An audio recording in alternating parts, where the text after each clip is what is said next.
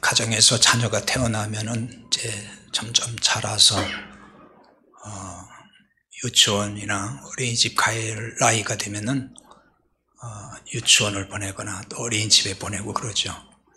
그리고 이제 또 나이가 또 차면은 초등학교에 입학을 합니다. 근데 어느 집 아이가 아직 어리다 보니까 철이 없죠. 그러니까 학교를 어떻게 이해를 했느냐 하면은 학교에는 선생님이 함께 놀아주고 또 친구들을 만나서 재미있게 노는 곳이라고 이해를 하고 학교를 그렇게 생각을 했습니다.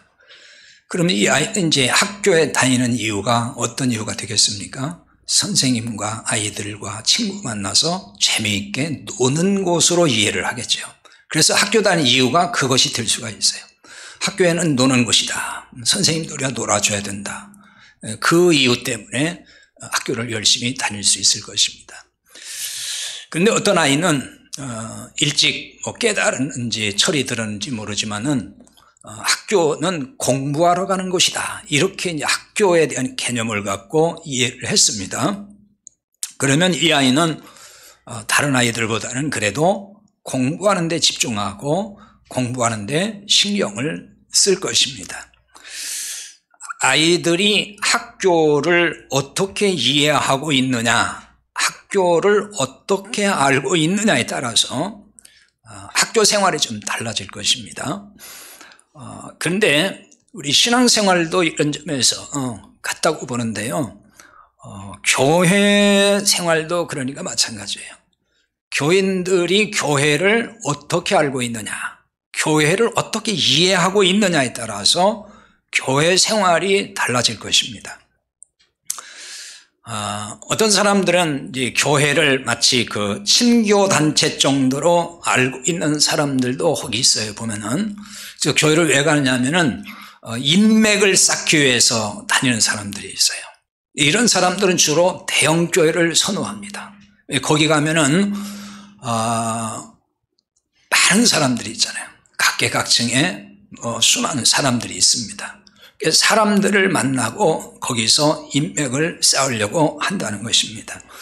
그래서 어떤 사람들은 이제 그래서 사업상 비즈니스에 도움이 돼서 그런 교회를 간다는 사람들도 있습니다. 이런 사람들은 이제 교회를 다니는 주된 이유가 사람들과 친분을 맺어서 인맥을 쌓고 그래서 자기가 살아가는데 좀 여러 가지로 도움 좀 받고 싶어서 가는 경우가 되겠죠. 그런가 하면은 또 어떤 사람들은 이제 교회를 성전으로 알고 예배당을 성전으로 알고 이곳에 나와야만 이제 복을 받는다고 믿는 그런 교인들도 있습니다. 이제 이런 사람들은 복을 구하고 복을 받는 장소로서의 교회를 이해를 하는 거예요. 이 어떤 성전 개념이죠. 여기 나와서 예배드리고 여기 나와서 기도하고 여기 나와서 뭔가를 해야만이 복을 받는다. 이런 식의 이제 이해를 하는 거죠. 그러니까 그게 그 사람에겐 교회예요. 이런 교회는 교회에 다니는 이유가 이제 복 받는 데 있는 것이 됩니다. 또 그런가 하면 어떤 사람들은 교회를 문화생활의 일환으로 이해하고 다니는 사람들도 있어요. 이런 교회는 다양한 어떤 교양 강좌가 있고 또 취미 활동을 할 수 있도록 많은 것을 배려해주고 도와주는 그런 교회를 찾아갑니다. 이런 사람들은 설교도 일종의 그냥 하나님 말씀 듣는다고 생각하는 게 아니라 교양 강좌를 듣는 것으로 그렇게 이해를 합니다. 몇 가지 지금 예를 들었습니다만은 이런 점은 이런 교인들이 우리 교회는 없다고 생각을 합니다만은 만약에 이렇게 사람들이 생각을 하고 교회를 다닌다 그러면은 이 교회를 잘 모르는 것이죠. 교회에 대한 이해가 잘못된 것이죠. 교회를 오해한 데서 나타나는 하나의 현상입니다. 교회를 바로 알지 못하고 오해를 하게 되면은 거기서 끝나는 게 아니고 신앙생활을 잘못 알 수 있어요. 그러니까 바른 신앙생활을 하기가 어려워진다는 거죠. 그래서 교회를 자기 소견대로 이해하고 아는 데서부터 교회에서의 문제가 자꾸 발생을 하는 것입니다. 그러면 성경에서 이제 가르치는 교회를 잘 아는 것이 중요하겠죠.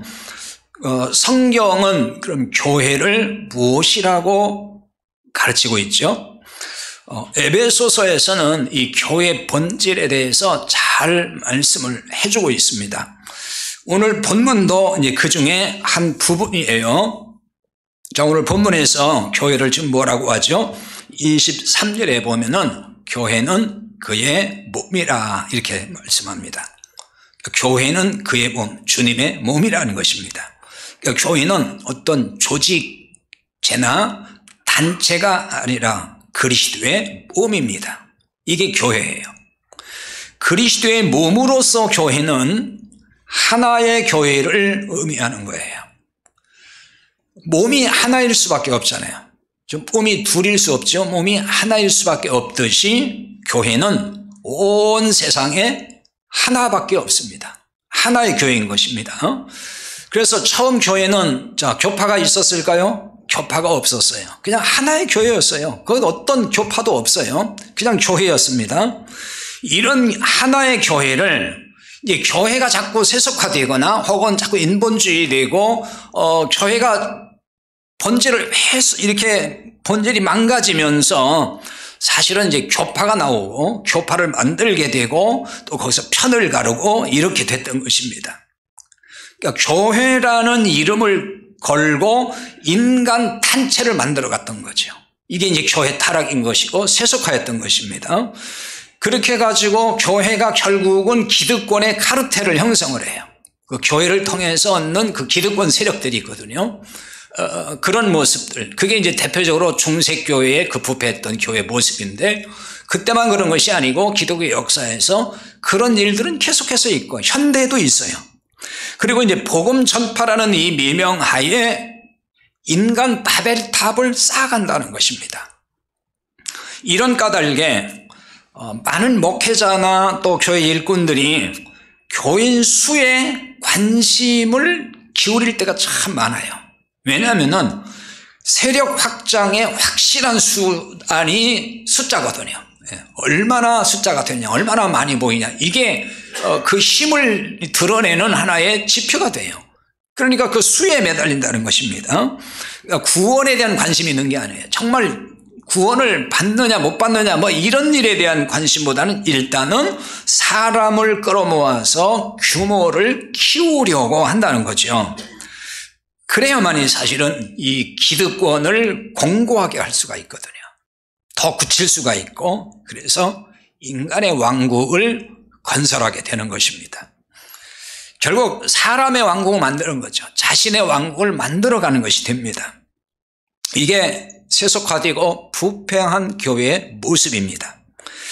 그러나 하나님의 관심은 항상 어디에 있을까요? 양적인 어떤 규모에 있지 않아요. 어떤 개교회를 크게 키우라고 하신 적도 없습니다. 하나님의 관심은 교회의 규모가 아니라 구원받는 데 있어요. 인간의 구원에 있습니다. 얼마나 구원받느냐, 하나님께 돌아오느냐, 하나님의 관심은 거기에 있지, 뭐 특정한 교회가 엄청나게 커지는 것, 거기에 있는 게 아닙니다. 그리스도의 몸으로서 교회라고 하는 것은 이런 관점에서 이해를 해야 합니다.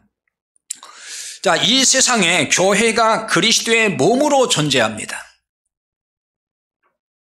그것은 무엇을 의미할까요? 교회가 주님을 대신해서 주님이 하실 일을 해야 된다는 걸 의미하는 거예요. 주님은 이제 부활 승천하셨잖아요. 그리고 성령을 보내셔서 교회가 탄생이 됐어요. 이 교회는 주님을 대신해서 이 땅에 지금 존재하는 거예요. 그래서 주님의 몸으로서 존재하는 것입니다. 그리스도의 몸이 있으면은 지체가 있겠죠. 몸만 있는, 몸에는 이제 지체가 다 붙어서 그게 몸인데, 몸을 이룬 지체가 있습니다. 몸을 이룬 지체가 그럼 누굽니까? 고린도전서 12장 27절에 보면은 너희는 그리스도의 몸이요 지체의 각 부분이라 이렇게 말씀하고 있습니다. 구원받은 우리가 주님의 몸을 이루는 지체라는 것입니다. 그러니까 여러분이 주님 몸을 이루는 지체인 것입니다. 그럼 어떻게 주님의 지체가 됐을까요? 왜 지체라고 하는 걸까요? 교회 나오니까 나 예수 믿어요 이러니까 그럼 지체가 됐다는 얘기일까요? 교회 등록했으니까 지체라는 말일까요? 그런 의미가 아닙니다. 여기는 굉장히 깊은 의미가 있는 거예요. 에베소서 이제 5장에 가서 그 부분에 대해서 좀 더 앞으로 자세히 보겠습니다만은 오늘은 에베소 5장 31절 32절만 볼 텐데요. 거기 이런 말씀이 나와요. 그러므로 사람이 부모를 떠나 그의 아내와 합하여 그 둘이 한 육체가 될지니 이 비밀이 크도다. 나는 그리스도와 교회에 대하여 말하노라. 참 오묘한 말씀이에요. 그래서 이 비밀이 크다 이렇게 지금 말씀을 하는데요. 이것은 이제 예수님과 우리 즉 교회와의 관계를 가르치는 말씀이에요. 남편과 아내의 관계를 들어서 주님과 교회 즉 성도와의 관계를 설명을 하고 있습니다. 사람이 부모를 떠나 그의 아내와 합하여 둘이 한 육체가 된다 이렇게 말씀하잖아요. 사람이 부모를 떠나 그것은 예수님을 말씀하는 거예요. 그러니까 하나님 아버지를 떠나서 이 땅에 오신 예수 그리스도를 말하는 것입니다. 예수님이 바로 우리를 아내 삼았다. 교회를 아내로 맞이했다는 것입니다.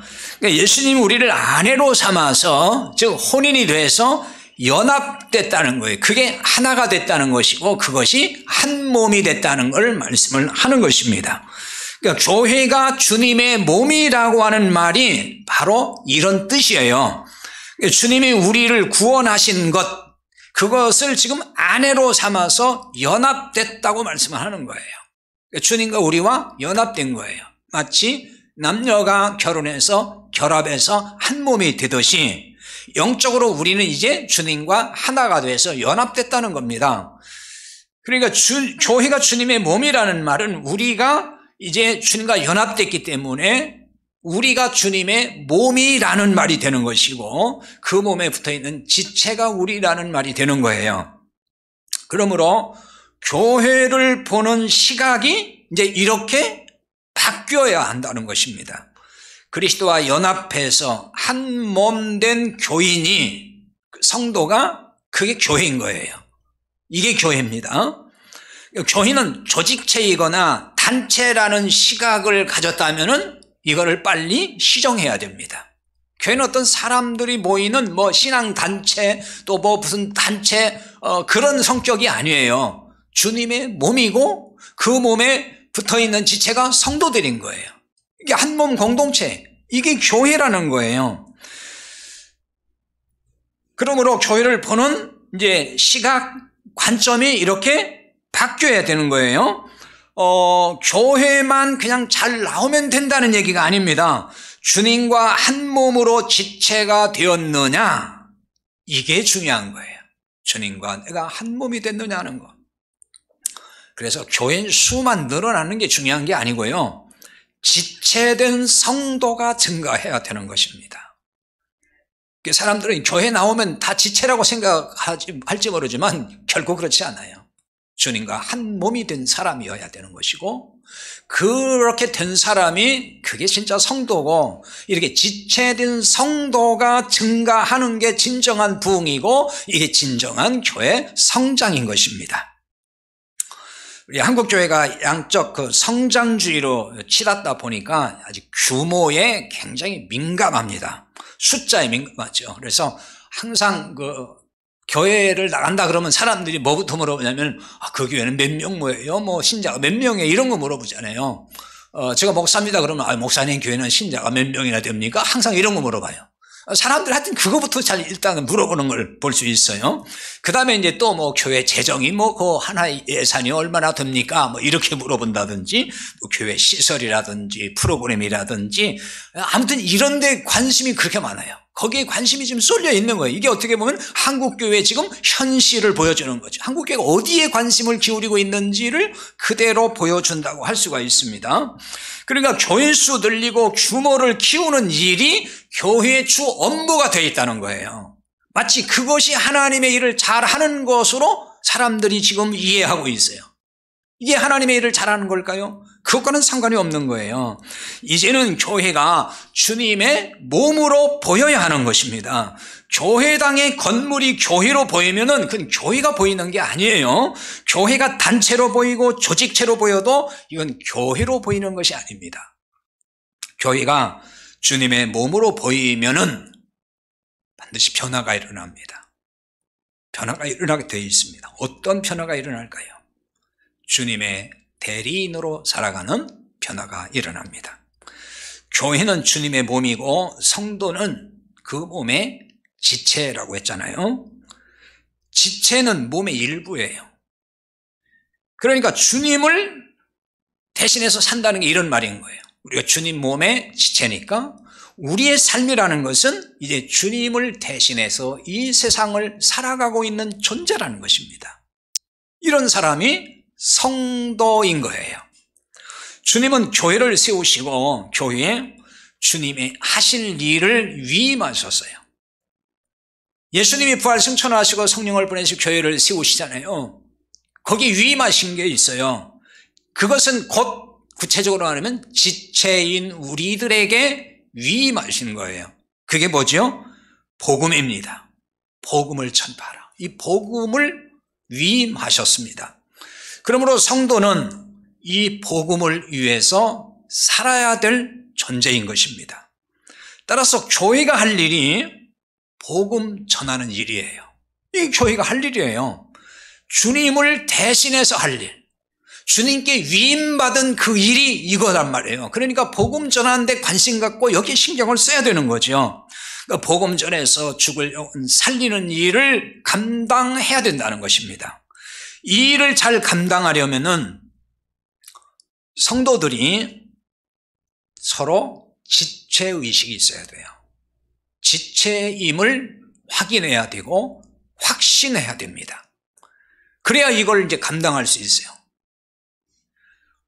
로마서 12장 4절에서 5절에 보면 이런 말씀을 합니다. 우리가 한 몸에 많은 지체를 가졌으나 모든 지체가 같은 기능을 가진 것이 아니니 이와 같이 우리가 많은 사람이 그리스도 안에서 한 몸이 되어 서로 지체가 되었느니라. 이렇게 말씀합니다.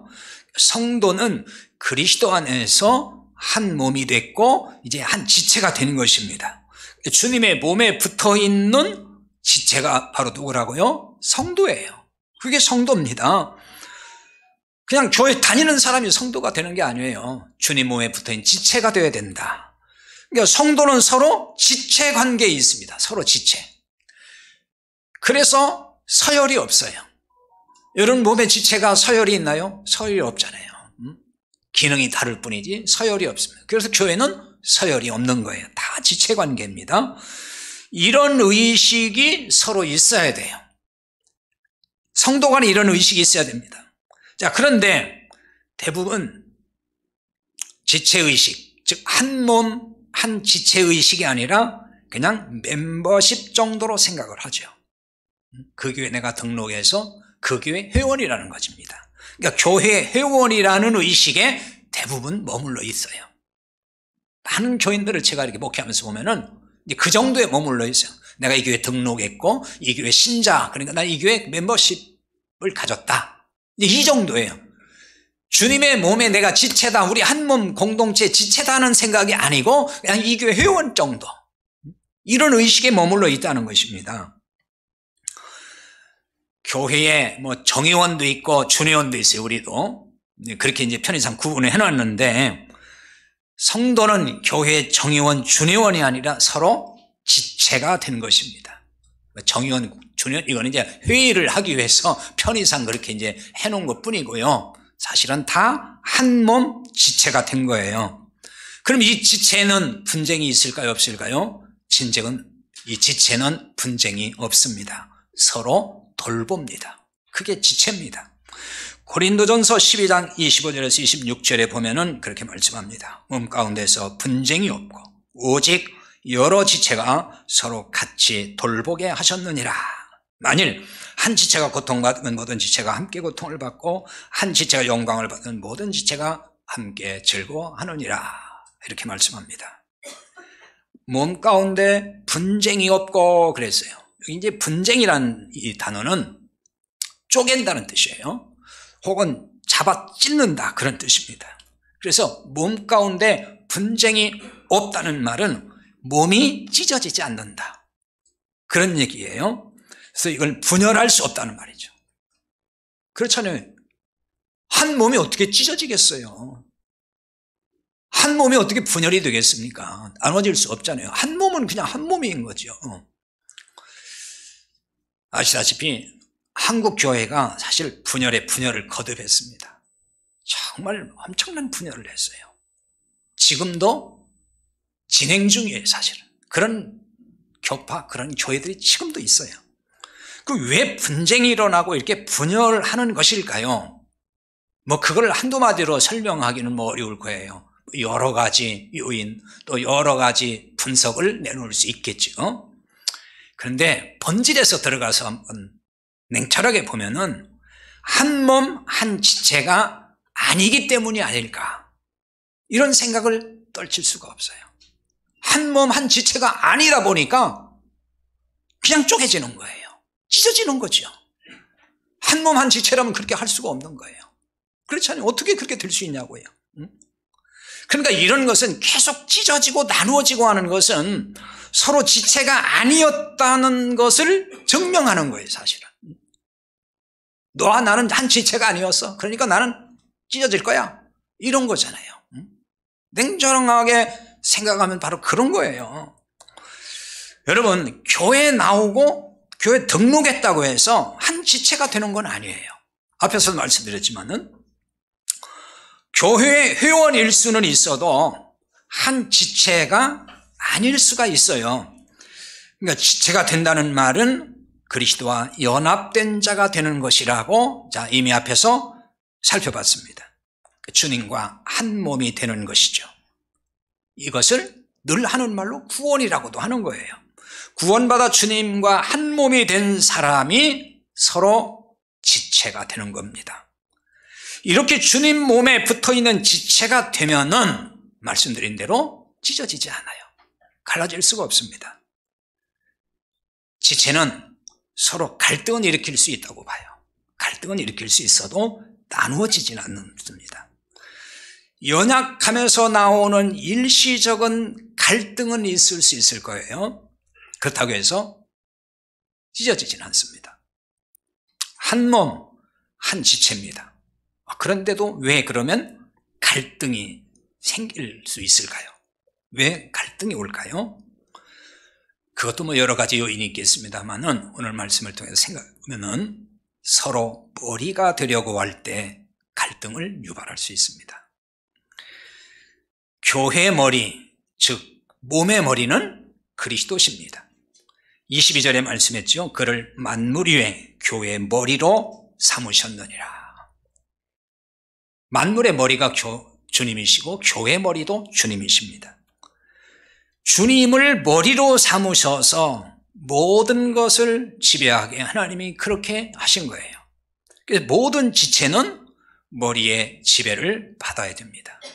우리가 육신의 몸도 머리에 다 지배를 받는 거예요. 모든 명령은 머리가 하는 것입니다. 지체가 지체에게 명령할 수가 없습니다. 하지만 지체가 이제 자기 분수를 모르고 머리가 되려고 하면은 이제 문제가 되는 거예요. 지체인데 머리로 착각을 하는 거예요. 그래서 자기가 주장하려고 하고 지시하려고 하고 명령하려고 하면은 이제 갈등이 생기겠죠. 머리이신 주님의 명령에 움직이는 교회는 문제가 발생하지 않습니다. 모든 지체가 주님의 명령에만 관심 갖고 주님의 명령에 순종하고 주님의 명령만 따르면은 뭐가 문제가 되겠습니까? 문제가 되고 갈등이 오는 것은 다 자기 고집대로, 자기 생각대로, 자기 주장을 펴려고 하니까 그게 지체 간의 충돌이 되고 갈등이 생기는 거잖아요. 그래서 교회에서는요, 사용해서 안 되는 용어도 참 많이 있는데 그 중에 하나가 머리를 의미하는 수예요, 수. 머리 숫자 있잖아요, 한자에. 어떤 교회는 이런 교회들이 있더라고요, 보니까. 장로님들이 여러 분이 계시면은 뭐 수석 장로, 그런 게 있죠. 또 뭐 부목사가 많으면 수석 부목사, 뭐 이런 그 명칭이 있는 교회들이 있더라고요. 그거 참 바람직하지 않다고 저는 생각을 해요. 이 숫자가 머리 숫자거든요. 머리라는 얘기, 머리가 되는 장로님, 그런 얘기잖아요. 수석 장로는 머리가 되는 목사. 교회에서 누가 머리예요 도대체? 예수님이 머리라고 했는데 왜 사람이 머리가 되냐고요, 자꾸. 교회에 이제 그 장이 있잖아요. 예를 들어 남전회장, 여전회장도 있고 뭐 어떤 위원장도 있고 각 부서의 장도 있잖아요. 이거를 머리로 생각하면 안 돼요. 장자가 들어가면 사회는 그게 머리예요. 세상은 그게 머리예요. 근데 교회도 이제 그런 장자가 들어가니까 그걸 머리로 오해하고 착각하면 안 되는 거예요. 그걸 머리로 생각하니까 자기가 주장해서 마음대로 하려고 하는 거예요. 그렇게 되면 자기 주장 고집피고 이런 식이 되는 거죠. 그러니까 갈등이 생기고 문제가 생기는 것입니다. 교회는 누구나 할 것 없이 목회자, 뭐 장로, 권사, 집사 누구를 막론하고 다 그냥 그 몸에 붙은 지체일 뿐이지 거기에 머리는 아무도 없습니다. 아까 말씀드린 지체는 서열이 없습니다. 교회 머리이신 주님께서 하신 그럼 최대 명령 무엇일까요? 만민에게 복음을 전파하라는 것입니다. 이를 모르는 교회는 아마 하나도 없을 거예요. 그런데 그럼에도 복음 전하라는 이 명령에는 별 관심이 없는 교인도 적지 않죠. 그런데 별로 관심이 없어요. 그런 분들 많은 것 같아요. 제가 이게 신앙생활, 저도 목회하면서 보니까. 그 어디에 관심이냐? 다 자기 안위에만 관심이 있어요. 내가 지금 사는 거 힘들어요. 나 어려워요. 나 아파요. 뭐 이제 그런 거예요. 그러니까 다 자기만 챙겨달라는 거예요, 그냥. 복음에 대한 관심은 없어요. 또 어떤 사람들은 그냥 친한 교인끼리 만나서 수다 떨고 뭐 만나서 밥 먹고 그냥 그 친교하는 그 재미, 그런 관심만 있어요. 복음을 얘기하면 부담스러워하고 복음 전파를 하면 그것도 힘들어하고 관심을 안 갖지요. 그러니까 교회를 다니는 이유가 여러 가지가 있어요. 보면은 교회를 다니는 이유가 여러 가지가 있는데 정말 복음 때문이라고 말하는 교회를 별로 보지 못해요. 그런 이유를 가지고 교회 다니는 사람이 많지 않다는 거죠. 자, 그럼 이런 현상을 어떻게 봐야 할까요? 아직 주님과 한 몸이 안 된 증거가 아닐까? 이런 생각도 해봐야 되는 거예요. 주님과 한 몸이 안 되면은 교회를 제대로 안다고 할 수가 없습니다. 교회를 안다고 해서 교회를 아는 게 아니에요. 그냥 자기 기준에서 자기 수준, 자기 식견에서 교회를 이해를 하는 거지. 성경이 말하는 교회를 잘 모르는 것이 됩니다. 이제 교회를 모르니까 교회가 교회로 보이지 않는 것입니다. 이 말은 그리스도의 몸으로서의 교회가 보이지 않는다는 거예요. 사람들이 모인 단체로 보이고 또 친교 단체나 동호인 모임 정도로 보여요. 이렇게 보이면은 어떤 일이 일어날 수 있을까요? 소위 주도권 싸움, 또 자리 싸움, 직분을 놓고 갈등을 일으킬 수가 있어요. 왜? 세상이 그렇거든요. 세상의 모든 단체에는 항상 자리 다툼을 합니다. 그 자리에 누가 갈 거냐. 아주 초미의 관심입니다. 이 세상 모든 단체가 그래요. 그러니까 교회를 한 단체로 보니까 교회에서 교회를 교회로 보이지 않고 단체로 보이니까 역시 누가 헤게모니를 잡을 거냐, 이 교회에서. 뭐 이런 것이 이제 그 속에서 막 일어나는 거예요.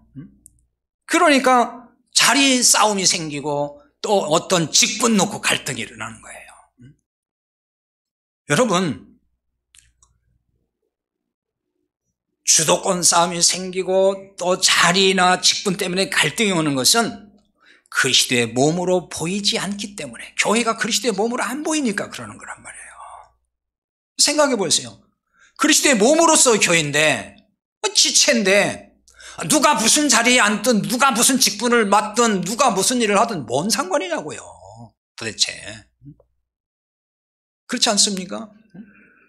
교회가 그리스도의 몸이라면 그건 아무 상관없는 거예요. 그런데 관심 가지면 안 되는 거예요. 그저 하나님께서 적절한 분 세워서 일을 한다고 생각하면 되는 것이지, 그걸 왜 꼭 누구를 안 시키냐, 누구 세워라, 뭐 이렇게 할 이유가 하나도 없다는 거예요. 그런 것 때문에 갈등을 일으킬 필요가 없는데, 교회를 주의 몸으로 보지 아니하고 그냥 단체 정도로 보니까 다 회계물이 싸움에 빠져든다는 것입니다.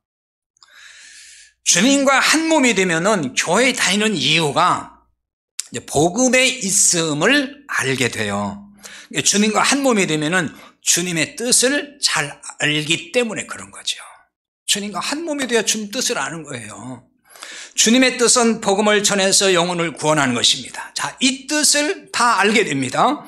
그러므로 복음을 전해서 영혼 구원하는 일이 교회 다니는 이유가 되는 거예요. 이런 성도는 그 어떤 것보다도 복음에 관심이 있죠. 복음 전하는 일에 관심을 가져요.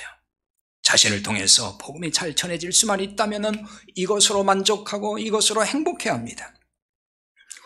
빌립보서 1장 17절에서 18절에 보면 이런 말씀이 있어요. 그들은 나의 매임의 괴로움을 더하게 할 줄로 생각하여 순수하지 못하게 다툼으로 그리스도를 전파하느니라. 그러면 무엇이냐? 거칠애로 하나 참으로 하나 무슨 방도로 하든지 전파되는 것은 그리스도니 이로써 나는 기뻐하고 기뻐하리라. 사도 바울의 고백입니다. 사도 바울이 이렇게 유대한 사도이고 선교사고 교사고 그랬는데도 이 바울이 그렇게 유능하고 탁월해서 그런지 모르지만은 견제하는 사람들이 많이 생겨났어요. 시기하는 사람도 많이 생겨나고 헐뜯는 사람도 많이 생겨나고 또 박해하는 사람도 많았고, 하여튼 사도 바울을 꺾으려고 하는 사람들이 참 많았습니다. 바울이 어느 날 복음 전하다가 이제 감옥에 가잖아요. 그러면 보통 이제 기독교인들은 다 그 당시에도 안타까워하고 마음 아파하고 슬퍼하고 그랬어요. 그런데 바울을 견제하고 시기하고 또 바울을 꺾어놓으려고 하고 했던 사람들은 안타까워한 게 아니고 이참에 잘됐다는 식의 태도를 가졌다는 거예요. 아니 무슨 뭐 꼭 바울만 있어야 되는 거야? 뭐 교회가 뭐 바울 없으면 안 돼? 우리가 전도하면 되는 거고 우리가 열심히 전도할 거야, 상관없어, 이런 식이 됐다는 거예요. 그래서 그거를 여기 보면은 빌립보 1장 17절에 보면은 그 사람들이 바울의 매임의 괴로움을 더하게 할 줄로 생각해서 이게 바울에게 좀 고통을 주려고 괴롭힐 생각으로 순수하지 못하게 다툼으로 그리스도를 전파했다 그랬어요. 바울이 감옥에 있어도 우리 잘할 수 있다. 그래서 이제 바울에게 좀 어떤 괴로움을 주려고 했다는 거예요. 그런 얘기를 해서 바울이 그 얘기를 이제 감옥에서 들은 겁니다. 여러분 같으면 그런 얘기를 들을 때에 기분이 좋겠습니까? 기분이 굉장히 나쁠 거예요. 마음이 상하고. 그래도 감옥에 가서 얼마나 고생할까, 정말 안 됐다, 그래도 교회가 걱정이 되는데 어떻게 하면 좋지, 뭐 이런 마음을 갖고 그런 얘기를 한다 그러면 바울이 그나마 그래도 위로가 될 텐데, 괜찮아, 뭐 당신 감옥에 있어도 상관없어, 우리가 다 잘할 수 있어, 그러면서 우리가 열심히 할 거야, 이렇게 얘기를 하니까 얼마나 속이 상하겠어요. 그런데 사도 바울은 뭐라고 고백합니까? 나는 저 사람들이 어떻게 하든지 간에 그리스도만 전파되고 있다면은 나는 이로써 기뻐하고 또 기뻐하겠다. 어떤 방도로든지 그리스도만 전파된다면은 나는 그것으로 만족한다는 거예요. 그것으로 기뻐한다는 거예요. 나를 시기해도 좋고 욕을 해도 좋고 뭐 비방을 해도 좋다. 그리스도만 전파된다면 나는 기쁘다. 바울이 고백이 그거예요. 바로 이 정도의 어떤 신앙을 가진 성도라면은 교회에 다니는 이유가 아마 복음에 있을 거예요, 분명히. 그러니까 복음만 잘 전할 수 있는 교회가 된다면 내가 좀 사람들에게 오해받아도 괜찮고, 누가 나를 좀 비웃어도 괜찮고, 누가 나를 뭐 뒤에서 헐뜯어도 괜찮고, 괜찮아. 다시 말하면요, 교회만 잘 된다면, 그래서 복음만 잘 전해질 수 있다면은 나는 어떤 대접을 받아도 괜찮습니다. 나는 복음만 잘 전해지면 그것으로 기뻐합니다. 이런 성도지요. 교회가 잘 된다는 게 무슨 뜻일까요? 교회를 복음을 전해서 주님의 몸으로서의 교회가 잘 세워지는 거예요. 그게 교회가 잘 되는 거예요. 뭐 친목단체로 잘 세워지는 게 교회가 잘 세워지는 게 아닙니다. 교회가 외적으로 큰 규모가 되는 것이 그게 잘 세워지는 게 아니에요. 이보다 중요한 것은 주님의 몸인 교회로 세워지는 것입니다. 그래서 영혼 구원의 일을 활발하게 감당하는 교회가 되는 데 있습니다. 하나님은 이렇게 세워지는 교회를 통해서 일을 하십니다. 구체적으로 말하면은 그리스도의 지체인 우리를 통해, 여러분을 통해서 하나님이 일하시는 거예요. 그 일이 뭐죠? 복음을 전하는 일입니다. 하나님은 여러분을 통해서 그 일을 하시려고 합니다. 하시기를 원하십니다. 그래서 오늘 23절인데요. 23절에 보면은 교회는 그의 몸이니 만물 안에서 만물을 충만하게 하신 이의 충만함이니라 이렇게 나와 있습니다. 이 번역대로 보면은 이게 무슨 말인지 참 사실은 어렵습니다. 그래서 이 번역대로 이걸 다 해석하고 설명하려면은 좀 어려워요. 시간이 걸리고. 그래서 그냥 공동번역에 보면은 금방 이해가 되도록 번역됐는데 공동번역으로 읽어볼게요. 교회는 그리스도의 몸이며 만물을 완성하시는 분의 계획이 그 안에서 완전히 이루어집니다. 이렇게 번역했어요. 이게 좀 쉽죠? 만물을 완성하실 하나님의 계획이 그리스도의 몸인 교회를 통해 이루어진다는 것입니다. 그럼 만물을 완성하실 때가 언제일까요? 예수님이 오실 때입니다. 예수님이 재림하셔야 되는 거예요. 그러니까 주님이 오실 때까지 그리스도의 지체된 우리를 통해서 하나님의 계획이 이루어져 간다는 거예요.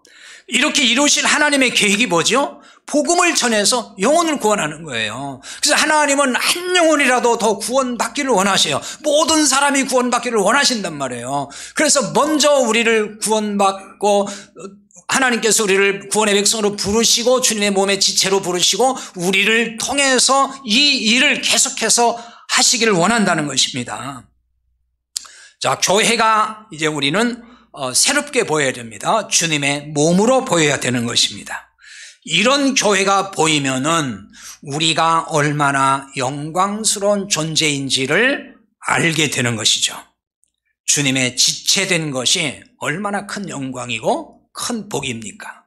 우리가 주님 몸의 지체라는 것이 이게 그냥 뭐 쉽게 그냥 편하게 그냥 그래요? 뭐 이렇게 받아들일 성격입니까?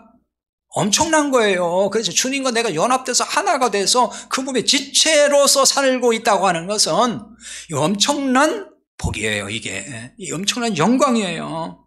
그렇다면 우리가 어떻게 살아야 할지도 분명하게 깨달아지는 거죠. 주님 몸의 지체로서 자, 어떻게 살아야 돼요? 복음을 위해서 살아야 되는 거죠. 복음을 위해 사는 길이 자, 어떤 건지 구체적인 것은 에베소서를 앞으로 계속해서 상고하고 살펴보면은 거기서 많이 이제 깨닫고 발견할 수가 있을 것입니다. 주님 몸의 지체로서의 삶, 이것이 교회 다니는 이유가 되고 우리 사는 이유가 되어야 하는 것입니다. 이게 깨달아지고 믿어질 때에 행복한 사람이 되는 거예요. 여러분, 사는 이유가 분명해지면 사람이 행복해져요. 사람이 왜 행복감이 없냐면 사는 이유가 뚜렷하지를 않아요. 왜 사는지를 몰라요. 그 사람은 행복을 찾을 수가 없어요. 우리가 그리스도 안에서 주의 몸으로서 지체로서 살아가는 이 이유를 이제 분명하게 알면은 그 이유가 분명해졌으니까 그 사람은 그리스도인으로서 분명히 행복하게 살 수 있는 거예요. 행복한 그리스도인으로 사는 것이죠. 왜 사는지 불분명한 것처럼 불행한 게 없어요, 사실은. 우리가 정말 이제 사는 이유를 알았다면은, 이런 변화가 온다면은 작지만 강한 교회의 힘이 바로 이런 데서 나오는 것입니다. 우리가 한 사람 한 사람이 이런 변화들이 일어나고 그래서 정말 복음을 위해서 살고자 하는 이런 결단이 생기고 어떻게 하든지 내가 생명의 복음을 전해야 되겠다라고 우리가 여기에 집중해서 나아가게 되면은 작지만 정말 강한 교회로 한 해 동안 하나님께서 귀하게 역사하실 것입니다. 기도하겠습니다. 오늘 말씀을 붙들고 함께 기도하겠습니다.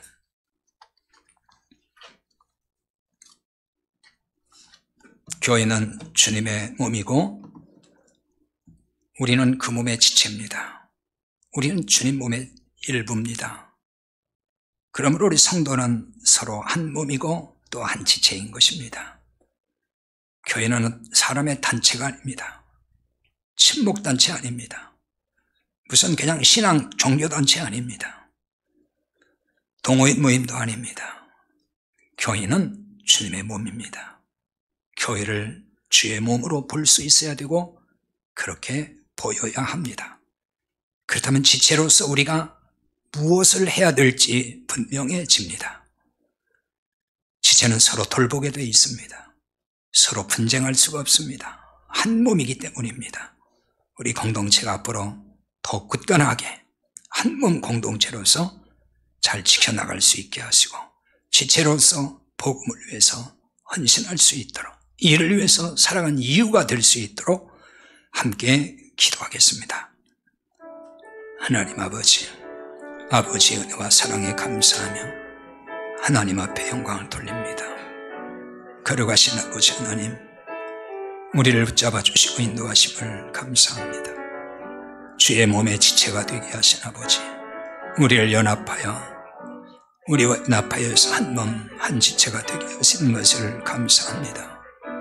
아버지, 이것이 교회인 것을 알게 하시고 교회가 눈에 보이게 하셔서 우리가 이 일을 위해서 수고하고 지체로서 주님이 하실 일 대신해서 복음을 증거하며 살 수 있도록 우리를 붙잡아 주시고 인도하여 주시옵소서.